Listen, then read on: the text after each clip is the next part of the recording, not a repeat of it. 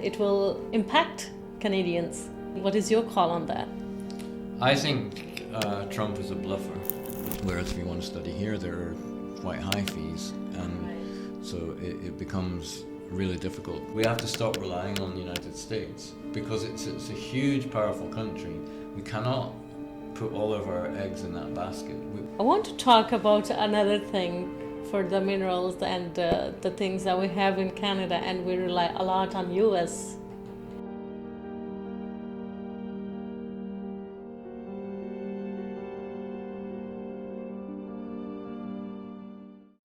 Hi, I'm Rajpreet, and this is the very first episode of the Odyssey with Rajpreet. This podcast is about the real growth, not just success stories, but the journey that it takes to get there. It's about people who started from scratch, faced challenges, break through barriers, and created something meaningful. Whether in business, politics, or life, the Odyssey is the path, an inspiring, messy, and powerful path that shape us who we become. I'm an immigration consultant by profession, but this space is for something deeper. It's about stories that teach us, inspire us, and push us to grow. Today, I had the honor to sit and have conversation with Mr. Adam Frank, an NDP leader for Montreal. We talked about autism, how his experience being an autistic leader can bring a different kind of strength to Canadian politics. We had a deep and emotional conversation on housing crisis, people on streets, families struggling, and what is Canada's take on that. Honestly, in this conversation, there were so many points where I was emotionally bruised by the conversations and the pain that people are actually feeling here. We also talk about Mr. Adams' take on affordability gap, about how people are earning less and they have to spend more on groceries and rent, things like that. We also talked about Trump tariffs and education and Canadian health system. In this podcast, I truly believe that you will learn a lot about Canadian politics and the current issues, which I think is the perfect time to know and think about. So let's dive in. This isn't just a podcast, it's a beginning of something meaningful. So first, I'd like to say thank you to yourself, sir, to give me time today. This is a special first podcast for us, and I think no one can be perfect than yourself, and I really appreciate your time today. Oh, you're welcome. And okay, so before we start talking about the politics, I'll dig deep into your personal life. Can you please tell us how it's been growing up and your studies and education and everything like that?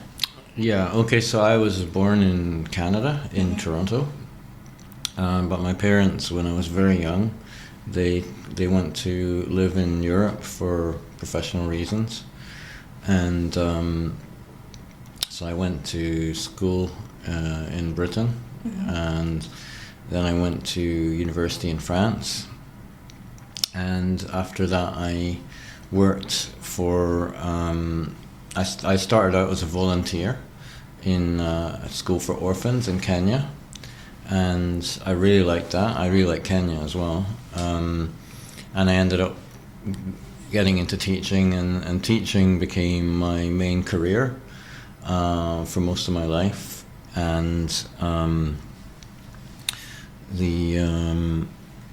basically it got to a stage, however, because the subject I don't like to talk about, which is immigration, unfortunately is obsessing everyone, and because people are obsessed with this thing, visas are becoming more difficult everywhere, and my whole international teaching career came to a grinding halt because of this. Basically, the last 4 jobs I applied to had visa requirements that were just ridiculous. I mean, I would have had to have gone.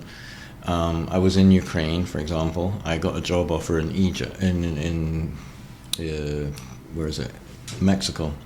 So I would have had to have gone to France, where I got my university education.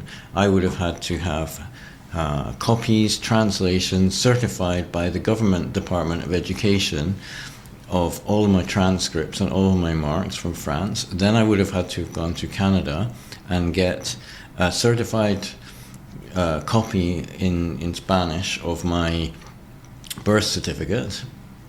And I mean, and I was on a visa in Ukraine, which if I left, I wouldn't be able to get back in. Mm-hmm.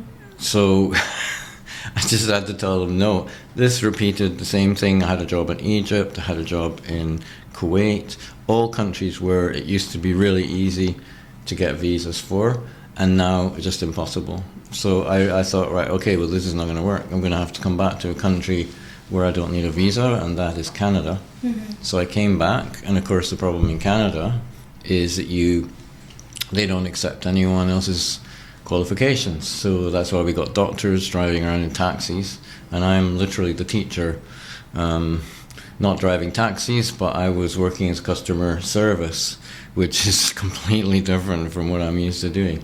It was for LexisNexis, so I was mostly dealing with lawyers, and I must admit I did have some good conversations with them, and the company was fine most of the time. Laterally, when it became more American, it became less pleasant. But that's what I was doing, and then all of the. Do you want me to tell you about why I got into politics, or? Yes. So yes, I'd like to know. So are anything else on the personal life you want to talk about? So are you currently working with Alexis now, or? No. Because the problem is that a campaign, you need to be doing it full time. Mm-hmm. So on the salary I was earning, there is no way that I could just take a couple of months off work, somehow survive, mm-hmm. and then go back to work. So I had to actually quit in order to get the pension funds that I had been building up. Okay. And I'm actually living on the pension funds, which should see me out for the campaign plus enough months to look for another job if I don't win, which I'm hoping I'm going to win, but yes, if I don't win, at least I'll have some money to survive. Mm-hmm. And the job I was doing at LexisNexis was really not suited to my talents at all, and I find that really sad in Canada, that we get all these talented people come here and they can't use their abilities because they're so tight on the qualifications. And not only that, but if you want to study in France, as I did, mm-hmm. there are no fees. Whereas if you want to study here, there are quite high fees. And right.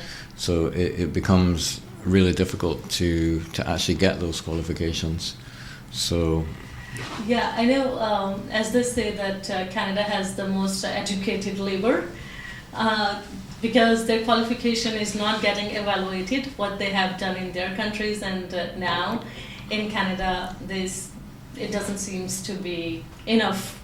Yeah. And even to get into the job market, it's kind of hard because they don't accept the foreign experience that much, unless you're working in a Canadian or American company, foreign, that might somewhat help you. I know a lot of people who are experiencing this, and especially for the doctors. There's so many doctors. We need them as well. So. Right, and I think there is a gap between the people who are actually needed in the healthcare system, but the demand is more, but the supply of the doctors or the nurses is still not enough. Yeah. Right. Okay. So the next thing I'd like to know, how did you get into the politics? Oh, well, I was born into politics. It's just something I was always interested in. I think it's originally, I think you have to start with autism, because autistic people, we always have special interests, what we call special interests. Really, they're almost obsessions. And you notice that autistic people have a subject where they, we just go on and on and on, and we know every detail, and we've researched every possible outcome in every possible area of this subject, and we can bore people like crazy and we don't know when to stop talking as well. That's another problem with autistic people. So basically, my obsession, and even my psychologist has noted this on my medical records, my official number one obsession is politics, and it always has been. When I was 6 years old, I asked the teacher at school, "Can we have debates at the time of the elections?" And I watched every news broadcast every single day. I mean, literally, any time I could get news, I would get it. The way I had problems with English when I was younger, and that's one of the reasons I went to French university, not English university. But and my English teacher told me, "What are you interested in?" I said, "Politics." And she said, "Okay, well, read The Guardian and maybe The Listener or something," because I was also interested in theatre as well. So that's what I did, and that's how I got my English to be good, by reading about politics. So basically, the problem is that if you're living in a country which is not your own country, you can talk about the politics, but it is often badly taken. Like if you comment on a political situation in a country where you're not the citizen, the people can often take the attitude of, well, if you don't think things are good here, then why don't you go back to your own country? Because there's always this attitude, if you criticize one thing, that necessarily means you hate all of it, which is completely false, I mean, I obviously like Canada, but there are many things that are not right here. There are many things that could be done a lot better, and the same in every country. And the other thing you notice when you move from country to country is that they have different problems. Like the thing that's the problem in this country is not a problem in the other country, and so you sort of think, well, why don't you do it like that other country? Right. But when you suggest that, it's often badly taken. And the thing is that this is where the racism comes from sometimes, because people are like, okay, so you're saying something about our country, but hey, the immigrants, they also make this country their home. They're calling it their home, and somehow that is kind of an issue that is raising in Canada at this point. Okay, so I'll come back to your point where you mentioned you've been very vocal about being autistic. Not a lot of people do understand, because I know now people are a lot aware about autism, but still there is a lag where people don't know, and they don't know how to deal with someone who is autistic. Do you think that is something of concern that people should address? Yeah, it is. I mean, I belong to 3 different minority groups, and there's only one of them that's ever given me a problem, and that's the autism. Mm-hmm. I'm Jewish and I'm gay. Mm-hmm. So that's Jewish, gay, autistic. So they're my 3 minority groups. I've never had a problem from being Jewish. I've never had a problem being gay, but I've always, every day, have a problem being autistic. And it's not all bad though. There are like enormous advantages to it. So you could say the problems are, particularly with relation to politics, I can't read people. I might think somebody's, agreeing with me when they're not. They're just being polite. I won't know when I'm overstepping the amount of time I'm talking. Mm-hmm. I won't know when to shut up, basically. There's we have these OCDs as well. All autistic people, we get obsessed by things. I have a hygiene obsession, for example. So when we're putting up signs in the riding, I have to make sure that the signs don't go on the ground, because if they go on the ground, then I'm thinking, oh gosh, right, there's maybe a dog did his poo-poo there, or maybe he urinated there, or maybe someone walked on something and they did, and all this. We really imagine it's what the psychologists call catastrophizing. Like we just take a train of thought very far. And the other side of autism is there's in heightened senses and in heightened emotions. So like a bright light or a noise or something like that most people could just ignore, we can't. It becomes like a piercing knife in your chest or something. And you can get to the stage where you have to like, we're going to get out of here, and you've got to do something to get away from that situation. So you have to like all of a sudden walk out of a situation. So that can be embarrassing. Okay, so there are other negative things as well. But there are positive. I mean, and in politics, the positive is that although we find it difficult to understand other people's systems, and it takes a long time for us to adapt to a new system, because we have our own routines that are very carefully thought out in extreme detail, and so changing from them is really difficult. So, for example, a change in software at work, anything like that can just completely ruin your whole life for an entire the time it takes for you to get used to it, which can be much longer than most people. So that's a disadvantage. But the advantage is that we can also imagine and envisage solutions to problems. Like we can get a very detailed idea of what's actually going on, in politics. What is causing this problem? Why is it there? How long has it been there? What all the factors that are causing the problem, and then we can also really imagine all the possible ways of solving that problem with all the possible consequences of all the possible ways. And this is a very typically autistic way of thinking. And that in politics can be a major advantage. I mean, I noticed that when I'm mentioning something, people come back with the usual sort of replies that you usually get, but they haven't thought it out as much as I have. So I'm kind of like, yeah, I kind of expected that reply, because I've already got that in my database of that. That's the kind of thing that people normally come back with, and I've taken that into consideration, processed it, rejected it, accepted it, whatever, and it's and then when we get on with the thing. So I think that's a major advantage. We can communicate. We love communicating even. So we can give speeches. We can debate if debates are not interruptions. If people interrupt us, that can be a problem, because when we're talking, we're thinking in down a long logical tunnel. And so if somebody cuts off that tunnel at some point, we have to reimagine another route. And that takes some time and a lot of energy. So if people keep doing that, that can provoke a shutdown or a meltdown.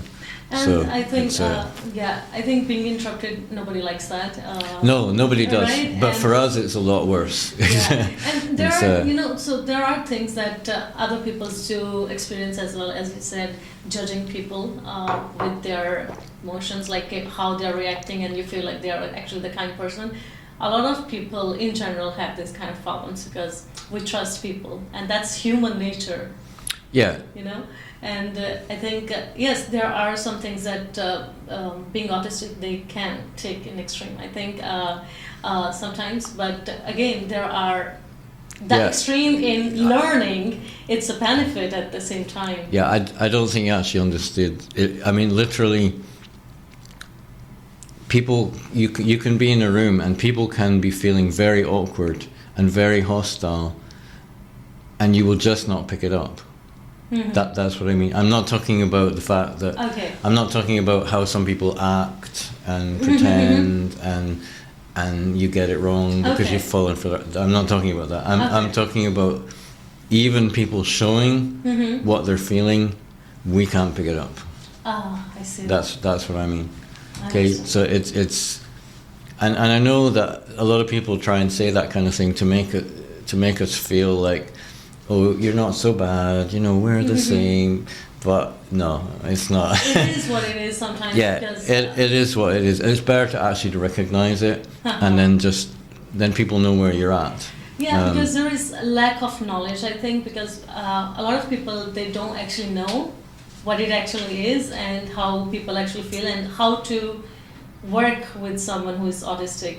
And that is kind of something that I think put some fear in people, Yeah. right? Yeah, one of the other problems is we think we know. Like, we think we can read people, but we can't. Like, I know we can't, so I've just drummed it into my head. I can't rely on my own reading of people. I've just drummed that into my head.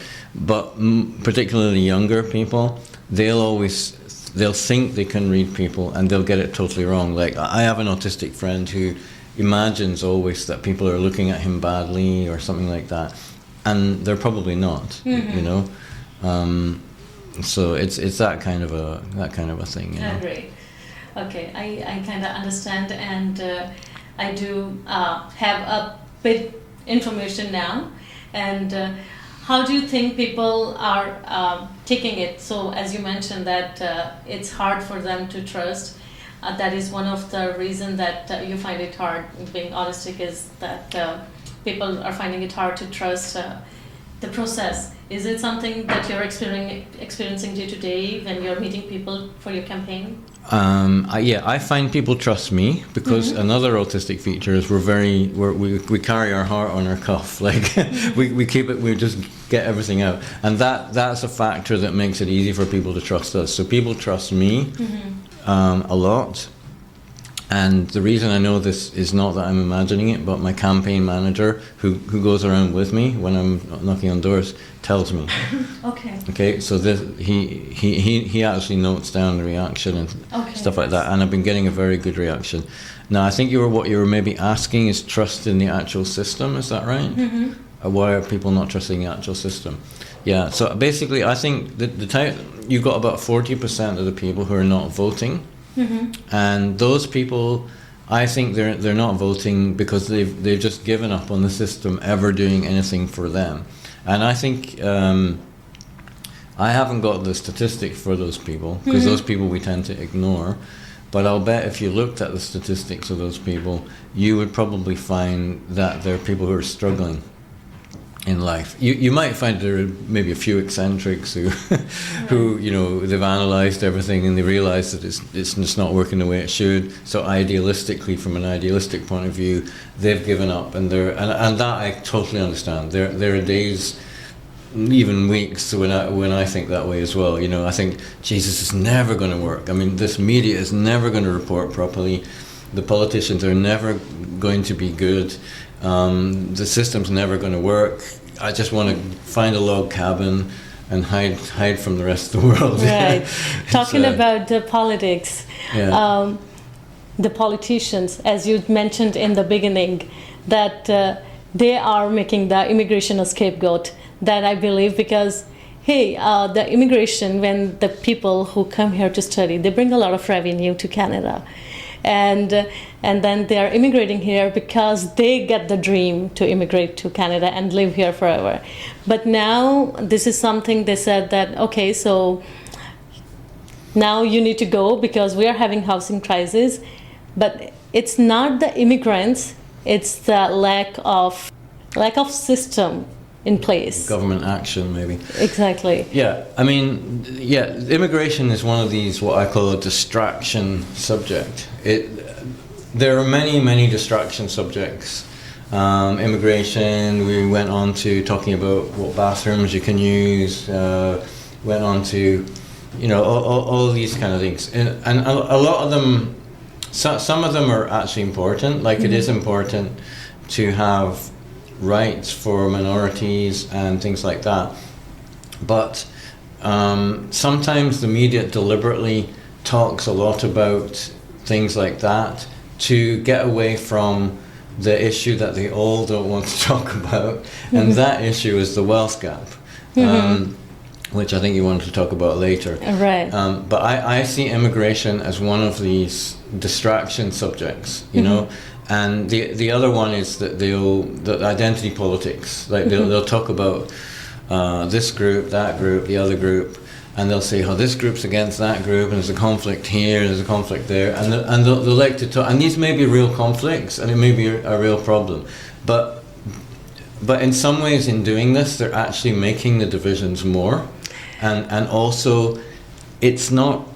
You have to look at what's actually causing the division, and in my view, the division is caused by the fact that most ordinary people are not getting what they need, and therefore they're turning to others. They're turning to their communities for help which the government is not providing. I mean, for example, if you want to have a psychologist, it costs a lot of money. But if you belong to a community, you might find that community provides a free psychologist service. You know? Right. So this is the kind of thing, and also there's a lot of jealousy developing between communities. Like, oh, this community has that, and we don't have that, and they've got the attention. And why is this one on the news and we're not on the news? And oh, they like this one better than us. And oh, this politician visited the mosque. Oh, he didn't visit church, or he visited the synagogue, and I'm basically. I see these things as distractions. You know, Yes, they are. I value highly the right of an individual to follow their own culture, their own religion, their own beliefs. You know, and I think it's a wonderful thing that in Canada we have such a variety of cultures, beliefs, foods, and everything like this. I just wish we would share it. Yeah, this is what actually makes Canada, right? Well, yeah, but the problem is we're not sharing it, you know? Yeah. Like we share it a little bit, maybe the food part of it, but we don't, like, there isn't enough mixing, you know? Yeah, the Indian lives in the community where more Indians are, and the Jewish are where more Jewish are. It's the same thing. Yeah, I understand that. I mean, I was really shocked. My mother went to an excellent school, which is North Toronto Collegiate. And when she went there, she told me it was like 80% Jewish. And I'm happy to say that that's, you know, it's much more mixed now. But if you watch the kids coming out, they're in color-coded groups. They're literally like, everyone in the group is the same, has the same look. You know? So they're making little countries in one big country. And that, you know, as Nelson Mandela said, children are not born racist. The adults have to teach them that. So we're actually teaching our kids to be racially conscious and develop the idea that somehow they should be in these separate groups. Because I can tell you, I worked in international schools in many countries. Children do not naturally mix with people who look like them. They mix with the people who like the same soccer team or same video game or the same interest. Yeah, that's right. I mean, I would work in one of the schools I worked in Kenya had like 50 nationalities, every different religion under the sun, every different look under the sun. There was absolutely no color-coded groups. I can tell you that right straight, you know. And I'm sure that even when they got older, I'm sure there were a lot of intermarrying amongst those people. That to me is how kids are naturally. But we've done something in Canada to denature that. We've somehow forced kids to live separately in groups. And this is what I fear. I mean, it's not that, you know, you don't want to force people to be like in France, for example. They have this idea that if you want a united nation, like if you want the nation to be united, you've all got to have like the same cultural image, you know, like you got to speak the same language, all right? No different languages. You've got to have no religious signs, like they don't allow hijab, kippah, turban, anything like this in the schools. And that's something they're doing here in Quebec as well now. Yeah. Now this is, in my view, that's not how you create unity. I mean, you create unity by accepting the individual how he or she is. But at the same time, you create unity by mixing. You must mix. If you don't mix, so what the French have right is that people they should all go to the same school. Yeah. Because that's where they're going to mix. What they have wrong is that you shouldn't be allowed into that school if you have a look that's a bit different. Right. Which is just destroying the whole thing. So I mean, it's like I said, some countries have good parts of what they're thinking and bad parts of what they're thinking. We have good parts. The good part about us is that we accept all the differences, and we're even proud of all the differences. But the bad part about us is that we somehow encourage separate living state. And that is something, because of the elections. So now you see all the MPs, they're visiting their gurdwaras, they're visiting mosques, churches, everywhere. Not me. I don't do any of that. You can see them everywhere. Yeah. And you will not be surprised because you go to temple and you see, okay, so I see this MP today, and they're all kind. And when you need them, you call them. They're not there. They're not there. Their secretaries ask you to send the email, and when you send the email, they ask you, okay, so you have to wait. We are doing some other things. So it goes on. Yeah, I mean, and also the fact is because somebody has the same look or the same language, it doesn't mean to say they have the same political ideas. I mean, political ideas are based on economics. What economic situation you want, not what you look like or what religion you have. It doesn't have anything to do with politics. So I personally made a point. I said, I don't want to visit anywhere that is community based. I'll visit like things that are action based. For example, a housing association, a union, or organization that helps the homeless or something like that. But I'm not going to something which is clearly identifiable as a community, because there's two problems with that. One is that, as I said, they're not all the same politics. Two, they're going to see the cynicism of it. It's a crass attempt to get their votes by just flattering them. And second of all, if you do that with one community, then you've got all the other communities saying, oh, well, he went to that community. Why isn't he coming to our community? Oh, he doesn't care about us. It's like so. It's just creating this competition, and I actually believe that this increases the division. So I'm just going to steer clear of it, and if anybody from any community wants to ask me a concern which they have from that community, particularly on a particular issue, then I will just answer on that particular issue. But I'm making a deliberate effort not to show any bias or any special interest for one community or another, because I just don't believe it's possible. I mean, you got, if you just think about it, like you go to a mosque, that was a Sunni one. Oh, I have to go to a Shia one. Oh, I have to go to Ahmadiyya one. Oh, then I have to go to Ismaili mosque, and then go to a church. Oh, well, I've been to a Catholic one, so I have to go to a Protestant one. Oh, what about Presbyterian? What about Methodist? What about Baptist? What about and it goes on. Yeah, you've always got somebody who you didn't go to and who'll feel bad because you didn't go to them. Right. It's just impossible. I agree. Now coming back to our point. Okay, so the immigration, as we said. Not only there was a lot of immigration, but there is a lot of reverse immigration happening in Canada. If you're aware of this, the reverse immigration is that people who come here and now they're going back to their countries because the dream they come with, it's not there anymore. Yeah, the Canada is not the Canada we all dreamed of. When I came here 10 years ago, it was so nice. People were so kind. Now everybody is frustrated. Yeah, and.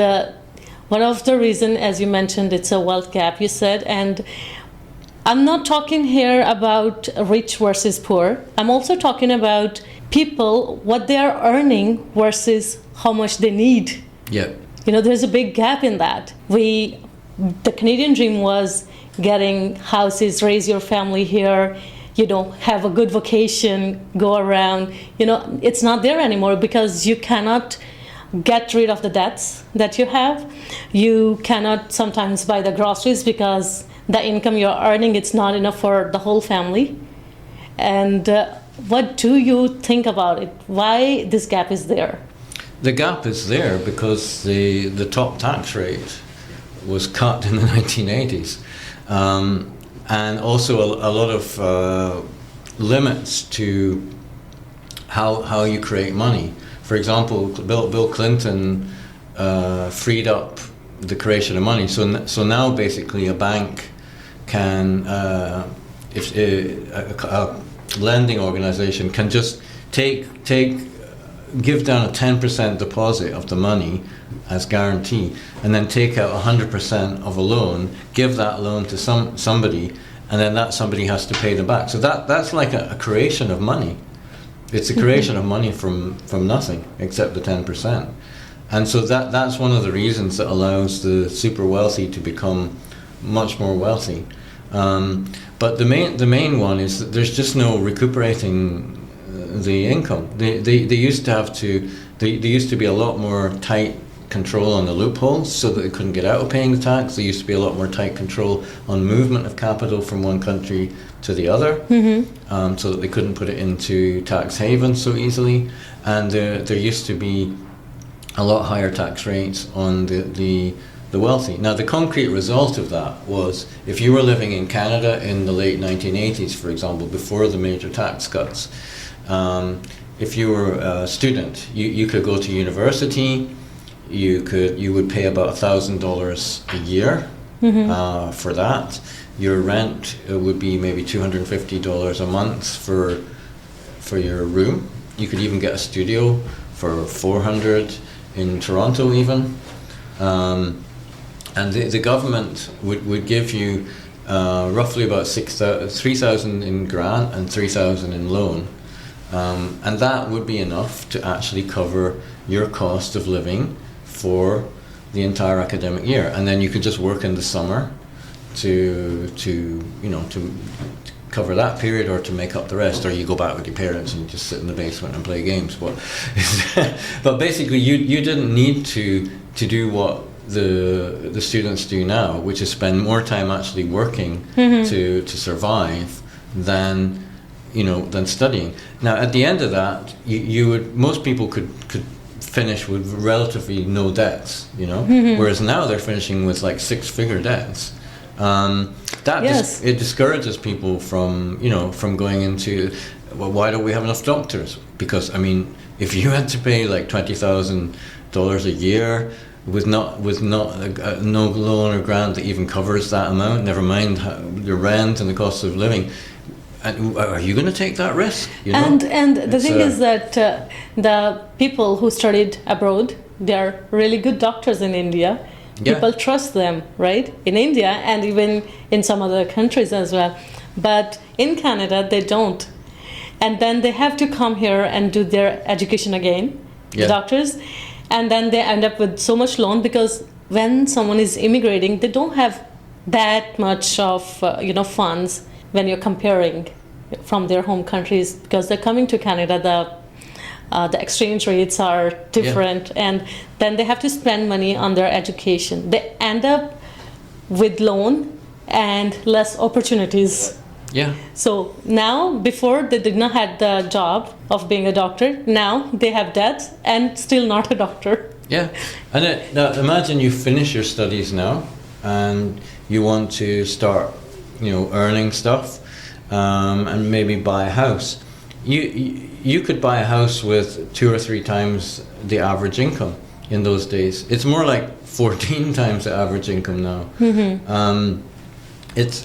And the difference was, in those days, they had a housing park of 25% public housing. And that housing park kept the rents down, and it kept the house prices down.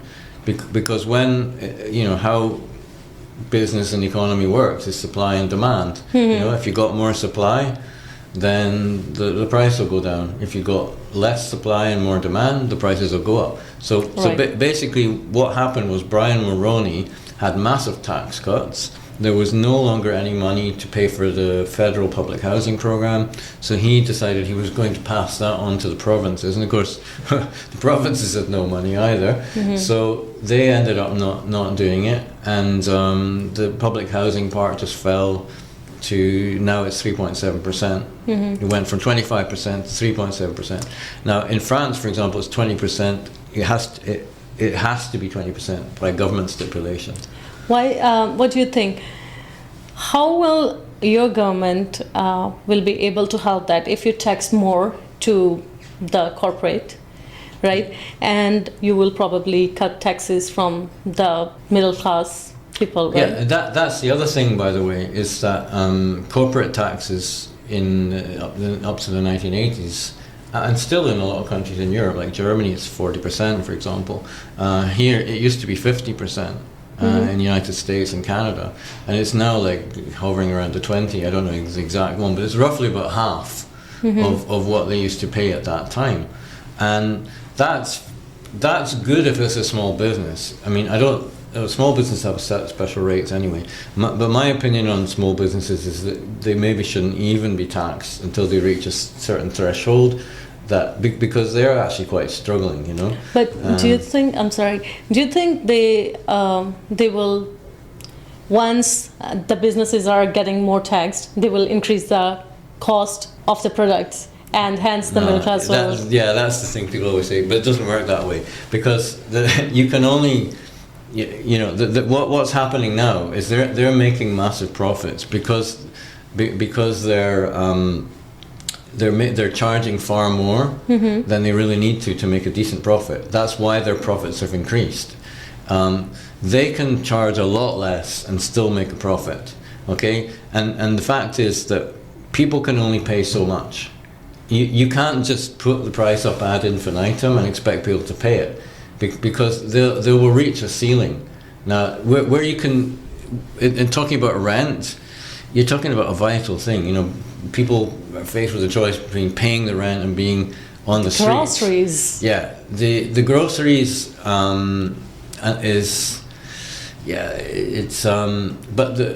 it's another necessity, you know. Exactly. Particularly the NDP policy for groceries is to control the prices of basic necessities like bread, milk, that kind of thing. So just put a cap on it. Okay. They used to do that in France until the 1980s as well. In the 1980s, it's got a lot to answer for.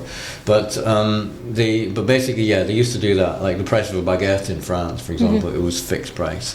And so we would do that until we can make the market a little more competitive. It's not competitive now because there are 3 supermarket chains, and they control almost all of the market. There's Metro, Imperial, and Loblaws. They own, I mean, even Pharmaprix, Jean Coutu, Freshco, all these things, they're owned by one of those 3. You know, so it looks like we've got lots of different supermarkets, but we don't really. There's only actually 3. And these guys have, because they're so big, they can get special deals and they can squeeze the little guy out of the market, you know. So the mom and pop, like there's almost, you know, the variety store, it doesn't have a chance, you know. It's and you used to be like in Britain, for example. I remember when I lived there, we used to have these corner stores, and they were just mom and pop things, you know, a family-owned corner store, and you could buy everything there, and it was actually cheap because there was so much competition in those days that, you know, they weren't squeezed out of the market. Now I doubt whether those things exist, but this is the problem. What we need to do also, I think, is make stronger antitrust laws to break up the bigger companies so that we don't have them as near monopolies. Because the more competition there is, the lower the price will be. So this idea that if you put up taxes, they're gonna this is this classic Canadian thinking, and it's the reason we're in the mess we're in, because they've developed all these kind of like supposedly theories.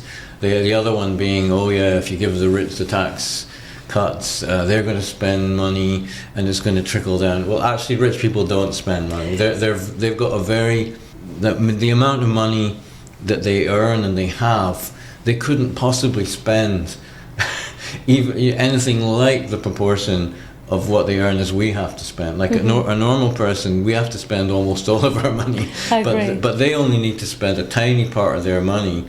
And even if they bought 5 yachts, they're still not going to get rid of it. Yeah, that's the thing. That's what people were expecting from Canada. It's not there and it anymore. didn't happen. No, it's not happening. It doesn't happen because it's just one of these excuses that the wealthy people try and put forward in order to get more. Basically, there are a whole load of things like that.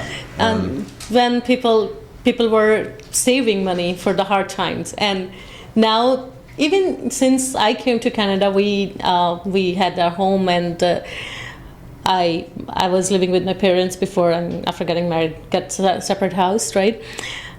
But the thing, I feel that it's not possible anymore for a lot of youngsters because the savings, it's not there, because we were saving for houses, we were saving for emergency funds, but it seems like now it's an emergency because we need to keep up with our groceries, we need to keep up with our rent, and it's a loop, and people doesn't seem to know when it's going to end.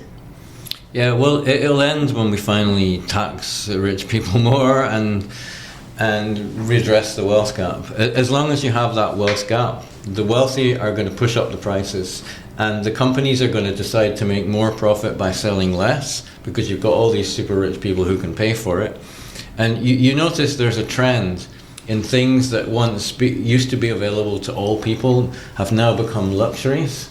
Yeah. And the reason is that those things, the people who are super rich, they don't mind paying 3-4 times the amount. It doesn't matter to them. It's just, it's not even a fraction of what they have. So that pushes the price up, and it cuts ordinary people out of the ability to buy that. And that's another reason why the housing is so expensive, because all these people that are super rich, they love to buy something for a huge price, and they love to push up the prices, and that's how they make even more money. You know, but this is, and it's going to continue until we actually face the fact that we have to redress that this is not a healthy thing to have this amount of wealth gap. It's like the 19th century. In fact, it's worse than the 19th century, and that just doesn't work. I mean, I think we're all agreed that the latter half of the 20th century, say from Second World War onwards, was one of the most prosperous periods ever in human history. It was one of the periods where people lived the best, and where we had the best balance, and it was also when we had the most equality. Right, and I agree with that, but the equality, it's not there anymore, because even the gender equality, it's not there in some cases, and actually in many cases. When I say equality, I mean economic equality. Of course, there was a lot of racism in the 50s, 60s. There was still, even 70s, still a lot of racism. You know, I'd like to think that we've gone a long way to reducing. It'll always be there, unfortunately. But at least the general consensus is that that's not good. Right. And whereas in those days it was almost like 50s was pretty a lot of racism, particularly in North America. So and there wasn't even all that many people saying that it wasn't a good thing. So we've come a long way since then on that issue. So I would say we're better on that, but on the economy, no. So what is your approach? Like, if you tax people more, the rich people more, how will you distribute these taxes to the middle class? How will you help the middle class with that? That's the excellent question. So there are many ways to do that. Okay, you're not just going to give them handouts and say, "Oh, here, we've taken this money from the rich. Here you go." Exactly. So basically, we're going to make the playing field more level. Okay, so we do that by subsidizing the education.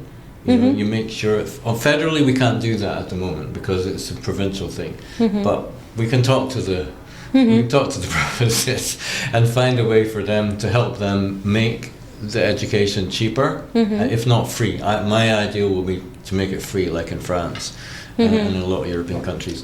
And that way, basically all the people who are intelligent, who want to work hard, they can get their education, they can get ahead, they can be successful. So that's an important way. Second important way is that we have to make housing affordable for everyone, and we do that by building more. And so we can use that taxation money to build the public housing and make the public housing affordable, non-profit. The rent just goes to pay for the actual building and the upkeep, and no more. Now, if you do that and you bring it to about 20% of the housing market, then what the effect will be that the rents will fall and the housing prices will fall. Now, the people who have houses now and who have benefited from this massive rise, obviously they're probably not going to like that.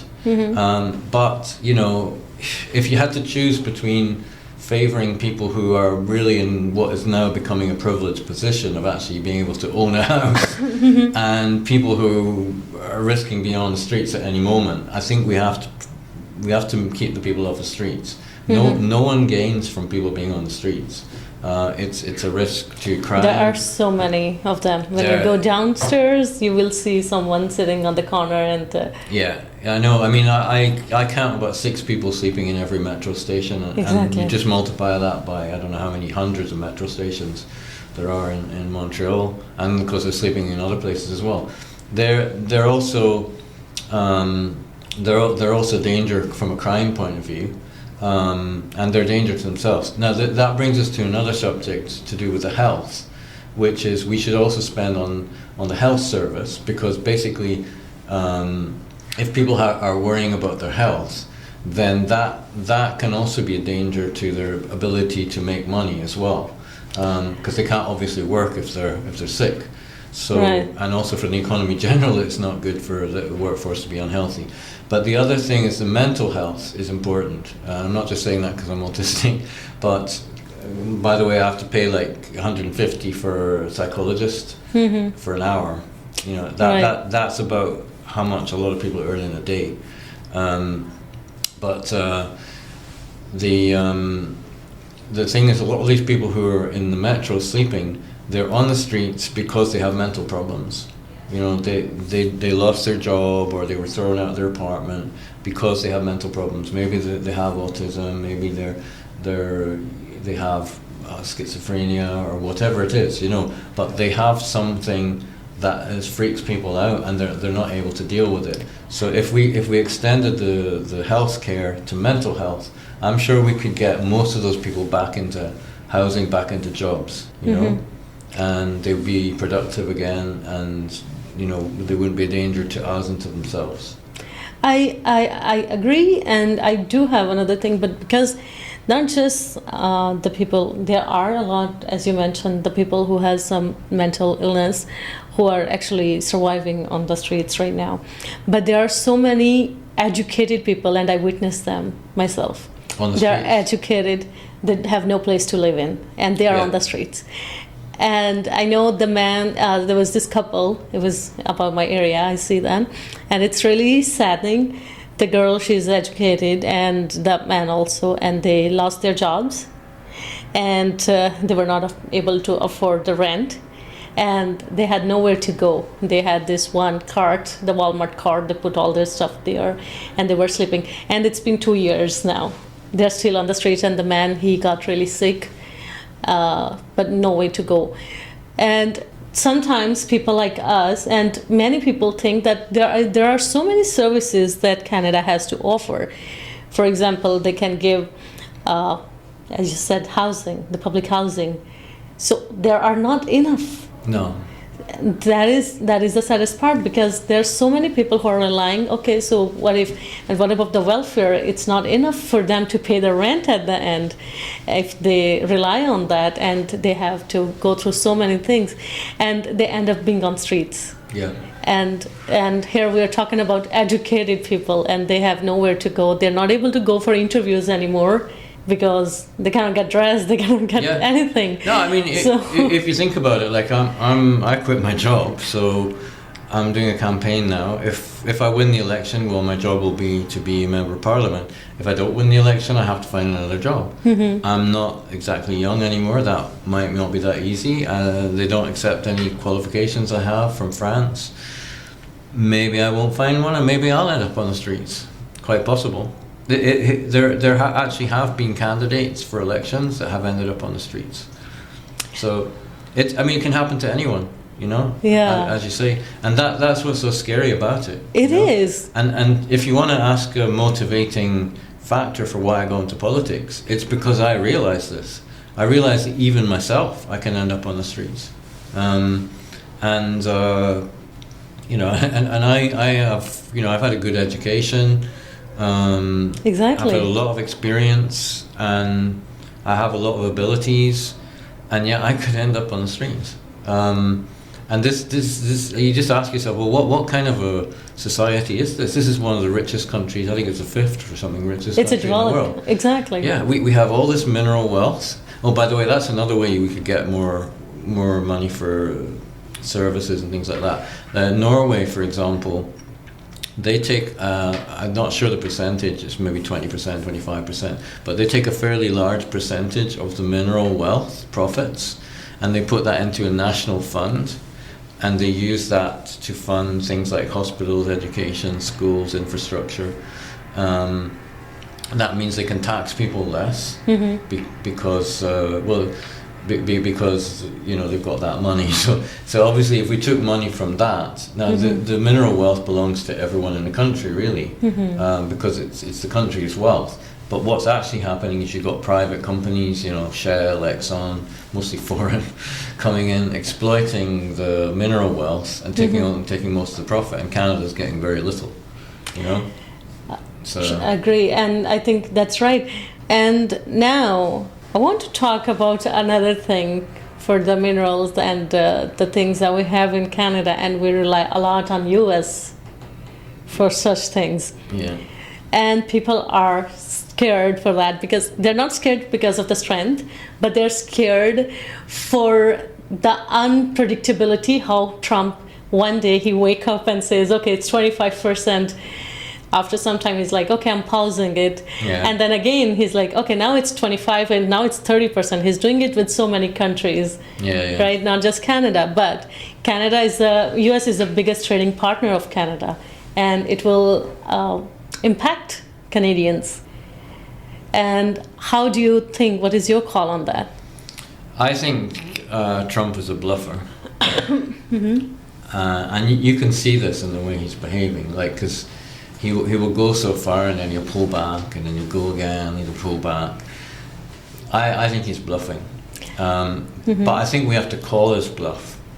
So what you have to do is you have to react back in exactly the same way, and you have to be really, really tough with him. But also long term, and as quickly as we can short term, we have to stop relying on the United States, because it's a huge, powerful country. We cannot put all of our eggs in that basket. We have to look towards other trading partners, and we have to also develop our own industry. I'll just give you an example. That we spent a lot of money in Quebec. There was a lot of government money, I think mostly federal money as well.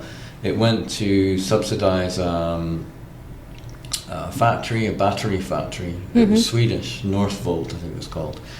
And now apparently that company went bankrupt or something after having taken lots of government money. Same thing with Amazon. The government gave Amazon, I think it was 100 million or something like that, to set up here, and Amazon have now just decided they want to clear out because the workers wanted to unionize or something. We keep doing this. We keep throwing money at foreign companies to encourage them. Oh, please come here, as if, are we not capable of creating our own industry? It's a highly educated population here, very intelligent. We've got technology. We have high-speed train technology. We've got pharmaceutical technology. We've got we've got every technology that everyone else has, just about. We have aeronautic technology. We can build planes. We can do this. We don't need to bribe foreign companies to come here. We can help Canadians to set up their own companies, or we can use existing Canadian companies. Like, for example, Via Rail just bought a whole bunch of new trains. Did they buy Bombardier? No, I don't think so. I think they bought. Well, actually, I'm not 100% sure of that, but I believe that it was Siemens that they bought. And if that was the case, that would be ridiculous. The Ottawa built a new light rail, and it was Alstom, which is a French company. Why not Bombardier? It's nuts. We've got our own people. The French buy Bombardier trains. Oh. Do you know we make high-speed trains? We have high-speed train technology, but we have not one high-speed train on a Canadian track. And why do you think it's happening? Is Canada not supporting Canadian companies? Is that what it is, or? I think it's because we've got incompetent government. We have governments full of people who really don't know what they're talking about, and who don't even know where to look, and who don't want to look, because basically all they're concerned about is winning the elections. And they listen to lobbyists, and they treat lobbyists as an advisor, and lobbyists are not advisors. Lobbyists are people who are pushing for their own interests, and I think that's why they're ending up doing all these crazy things. Like giving money to foreign companies. They shouldn't even be throwing money at big Canadian corporations. Instead they should be helping smaller businesses to develop, because the more different businesses we have, the more competition we have, the better things are going to work for everyone. And we're throwing the money in all the wrong directions, basically. How can and we're very much in debt, by the way. So yeah, we are. How can NDP help the small businesses grow? Because it is something in need. Yeah, you're right. So I think one way we can do it is by lowering their tax burden. And another way we can do it is by, instead of giving grants to big businesses to set up, we can give small businesses. Small businesses should be able to come to a government organisation, say, okay, I have this idea for a new business. Is it possible to get either a loan or a grant or something to start this small business? And we should make it. We should also change the rules that allow. We should probably make rules so that the big companies can't do sweetheart deals with the suppliers that disadvantage the smaller business. Because at the moment, this is what's happening. I know we like to keep everything free and whatever, and we think that the market's just going to sort everything. Well, it doesn't. You got to make the market, and you got to make it work in a way that makes the economy work for everyone. If you just let the market just go by itself, well, you're just going to end up with people hitting another person on the head with a club, and the one with the biggest club is going to win. You have to create a market that is sane, and so we have to make rules so that the small business can buy from the supplier at the same price as the big business. All right, and that might mean it might sorry, it might mean that sorry, I need a drink. No, take your time. Yeah, it might mean that we have to create a rule that wasn't there before, but if that levels up the market and makes it as easy for the small business to compete as the big business, then I think we're all going to be better off for that. Right, and I really liked the campaign, in your campaign, the part of healthcare. It's really important. Yeah. But the current healthcare, it's tarnished. A lot of people are surviving. The ERs are long wait time. You go there, you're sick of something, and now you're sitting there the whole day. Yeah. And you end up coming back home without any treatment, because it's better to stay in the bed than sitting on the chair and waiting there with no treatment, right? How NDP can help this system? Well, again, it starts with the taxation, and it's what you do with that money. Now, the problem with the healthcare specifically is that it is a provincial domain. So, but we can and have influenced that in the past. You know, for example, we've made it obligatory that the healthcare is free in certain areas. But what I think the answer is, without getting into provincial domain and whatever, what should happen is that, first of all, before you tackle healthcare, you have to tackle education, because you cannot improve the healthcare unless you increase the amount of doctors, unless you increase the amount of nurses. So that comes back to the education. So before you have to take the first tax dollars have to go into making education affordable, preferably free, so that you got enough doctors, you got enough nurses. Then once you have that, you'll find that the healthcare will become cheaper. It's a question of supply and demand. I don't want to scare the doctors off, but doctors in Canada earn roughly twice what they earn in Europe, and there's a reason for that. And it could also be connected with the fact that they don't accept foreign qualifications. Because basically, if you've got less doctors, you have to pay them more in order to keep them, because they're basically in demand. They're in great demand and short supply. So we actually pay them twice as much. Now, if you look at France, for example, which has the best health service in the world, and I can guarantee it does. I've lived there. It's fantastic. Everything's covered there. Like there's hospitals covered, doctors covered, dentists covered, opticals covered, mental health covered. What else is there? Physiotherapy's covered. It's basically all covered. Okay. They do have a rather strange thing that there's a small payment amount for some things, but you have to pay like 15% or something for certain things. But by and large, everything's mostly covered. All right. And for all of that, they actually pay less than we pay. So you have to ask yourself, well, what's the difference? Well, the difference is that in France, they have totally free university education. Yes. And so they have enough doctors, they have enough nurses. And the doctors there, they earn almost half what the doctors here earn.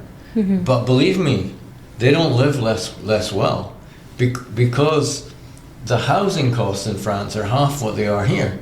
Yes. So a doctor in France is still living as well as a doctor in Canada. The housing cost in US is better than in Canada.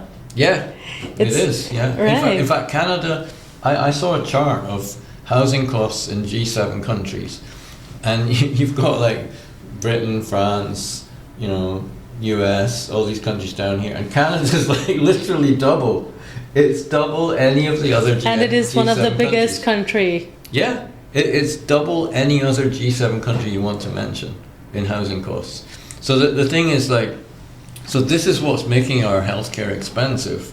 And it's also, but you see it's a balance. It's all connected. Like the housing, like if you, for example, halved the doctor's salary now, he's going to be living, and you gave him the same as the French doctor, he's going to be living less well than the French doctor, because he's going to have to pay double the amount for his house. So this is why you have to do it all. You can't just like tinker with the health service, think, that's it, it's solved. It's all connected. The housing's connected with the education, with the health service. It's all connected. So that's why you have to have a big plan, and it all has to be done in coordination. But it all starts with taking tax revenue.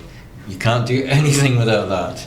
Without that extra tax revenue, governments cannot do more without taking in more revenue. That revenue has to come from somewhere. It cannot come from ordinary people, because they already are struggling. It has to come from the top. It has to come from the very top, the 0.1% of the population. Those are the ones who have more money now than they've ever had in the history of humanity. They have literally, they don't know what to do with it, We have to take that money. If you're, say, a lawyer, how do you feel if somebody who earns as much in 3 days as you earn in a year, I'm talking lawyer, not the poorest people in the country. If you're a lawyer in Canada, somebody who earns as much as you do in a year in 3 days pays the same tax rate. Is that fair? Seriously. Well, their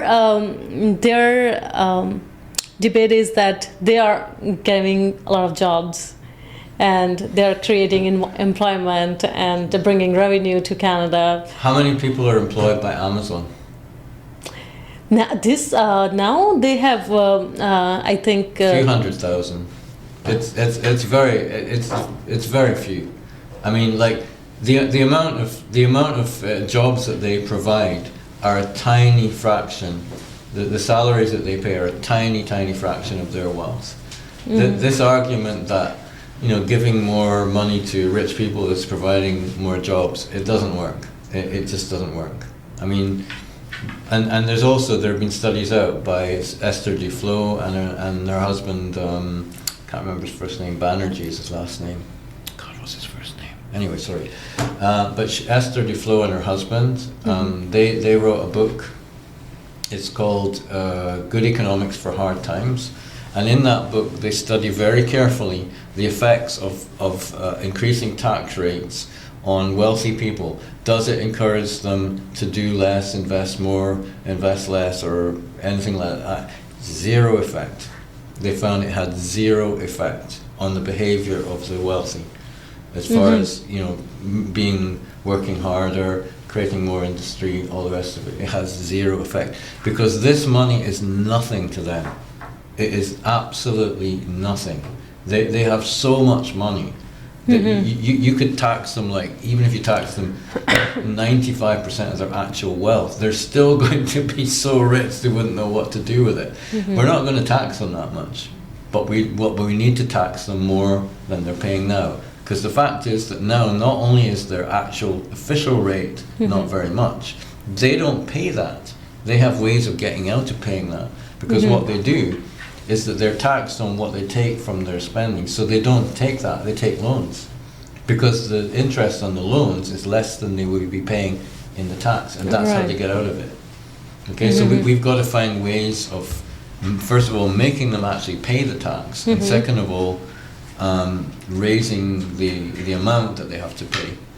There are ways to do that, and you know, we're not going to get out the violins for these people. You know, they're still going to be like super rich. Right. So.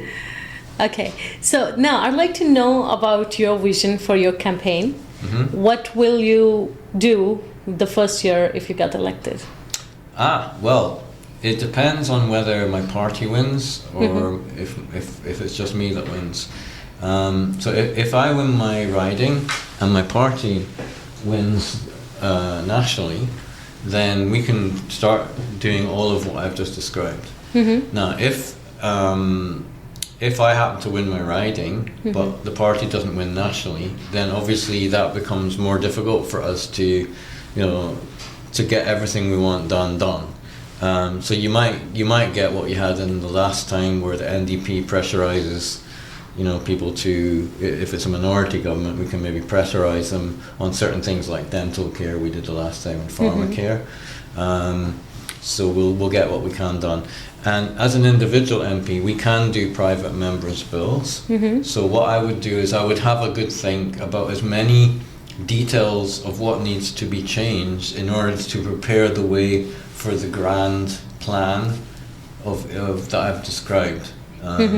Because I know the kind of laws that need to be changed in order to make that happen, and the ones that I don't, I would research, and then I would try and pick laws that I reckon most people on a non-partisan basis would accept those, so that I would then go to, you know, I would get support of my party, but also something that the other parties could support as well, because there are many things that the NDP wants to do that the other parties, you know, they would agree with at least part of it. You know, so you can do that. You can put your private member's bill, and it may not get passed, but even if it doesn't get passed, at least you've brought that subject to the forefront, and it's in people's minds. Because part of politics is bringing things to people's minds, getting them to think about it. And once people believe something, once they want something, it will happen. I mean, not always, because like there have been polls done in the OECD countries, and in every OECD country, including ours, it's roughly about 70% of the population who are in agreement for taxing the rich more in order to pay for better services. That is a majority feeling in every single Western country. But somehow that opinion just never quite makes it to the news. But it is an actual, it's a well-known, it's amongst political people, they know that. They know that that's what the majority of people want.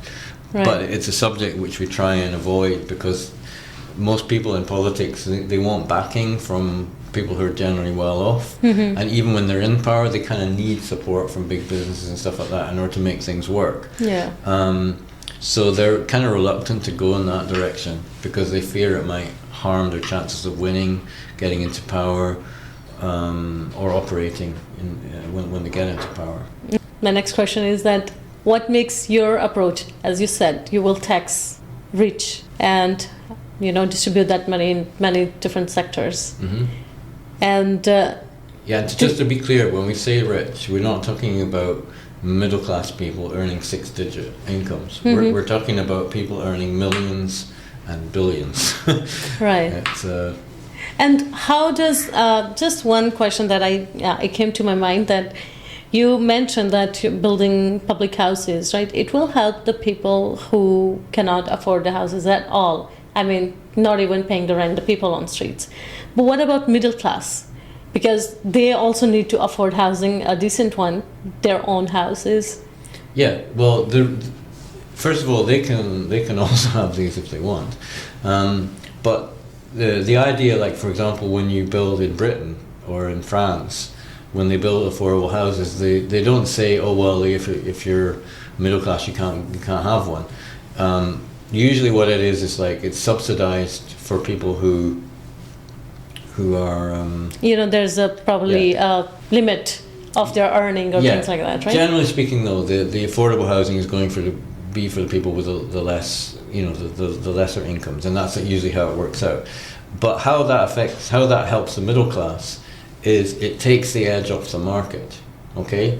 Because it lowers the demand and increases the supply, okay? And that is how it will bring the rents down. For the young middle class who are saving up for their first deposit, and it will bring the price down for those same people who, when they go to actually buy the house. Okay, I mean the people it's not going to help are the people who've already got houses. Obviously, but they're the lucky ones. I mean, if you can afford to buy a house in Canada, you are these days, unfortunately, privileged. It didn't used to be the case. It used to be normal, but these days it's a privilege to be able to afford a house. So we need to be helping the ones who are struggling. And there's an age gap. There's an age gap as well. Basically, you've got the older people, the above 45, are now in a privileged position because they bought houses when they were a lot cheaper. Exactly. Okay, and the ones who are suffering are the ones under 45. And you can still earn 6 figures, and it can still be difficult to buy a house. Oh, yes, it is. Yeah, if you're earning 100,000, 120,000, it's still pretty difficult to buy a house, and that's a good salary. That's way above the average. So when I came to Canada, earning $100,000 was like a dream. That, okay, so if I earn that much, my life will be easy. And when you reach that point, you're like, no, it's not. No. It's not that you have more expenses, but the things actually got really expensive in general. Yeah. All right. That's the thing, because imagine if you buy a house, like all of a sudden, like all of your money's just going to disappear. Exactly. And you've got very little to buy the food and pay the bills and everything. So exactly. Yeah. So you cannot now. Before, like my parents, they had the house. We came to condo. The smaller house now. Yeah. We cannot afford the same house that they had. So it is getting, and then people of our age, without backup support, as I said, my parents, I had a big support from them because I was not paying rent. I was living with them, so that's why I was able to save. But the people, like especially the Canadians, a lot of white people, they, the trend is the kids are independent. They're not living with their parents. They are paying their rent and doing all those stuff on their own. So for them, it's really hard to save to buy their first, maybe a studio or their first condo, not just to buy, but to able to afford the rent itself. It's getting really hard now. All right, so I think we covered almost all the questions that I had.